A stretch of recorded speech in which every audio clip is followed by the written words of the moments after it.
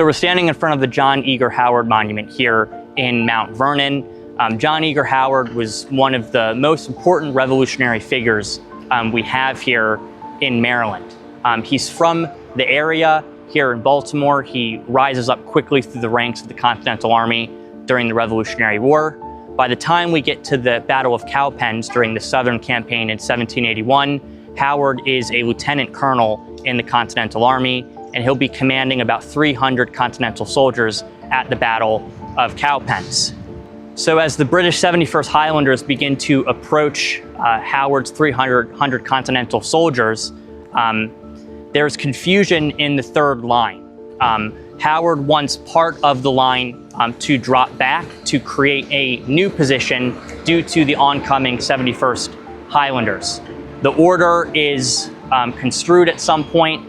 Half the troops take the order as a retreat, so many will begin an orderly retreat.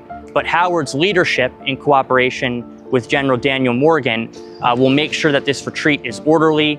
So after Howard regains control of this retreat, the 300 Continental soldiers will retreat to a larger hill on the Cowpens battlefield.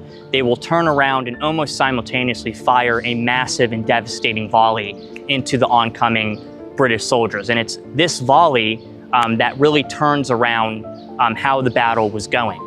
Seizing on the momentum that Howard now saw that these Continental troops had, he will order a bayonet charge into the disoriented and devastated British troops after that volley happens. And those actions, including other actions, will be really important to helping the Americans to win at the Battle of Cowpens. Howard's actions at the Battle of Cowpens will earn him very high praise from men such as George Washington, General Nathaniel Greene, who was in command of the Southern Continental Army. And even before Cowpens, Howard had gained the reputation as one of the most reliable and brave leaders within the Continental Army. So this reputation that he establishes during the Revolutionary War will take him later on into a career in Maryland politics and also national politics.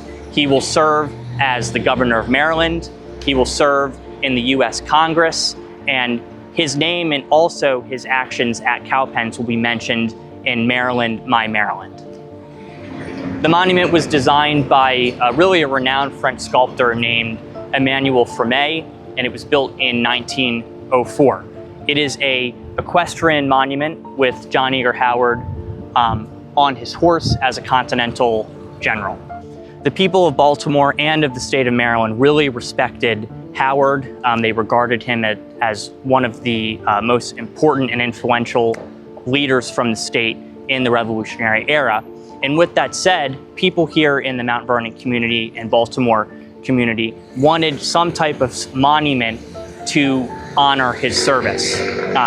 This monument actually almost went into the U.S. Capitol, where Howard would have gotten a statue of his own, but it was decided to not have Howard be in the U.S. Capitol. So instead, the city of Baltimore worked together with community groups to fund and create the statue here in Baltimore. It made sense for the statue to sit here because all of this land we're on right now once belonged to Howard and his family on his Belvedere estate.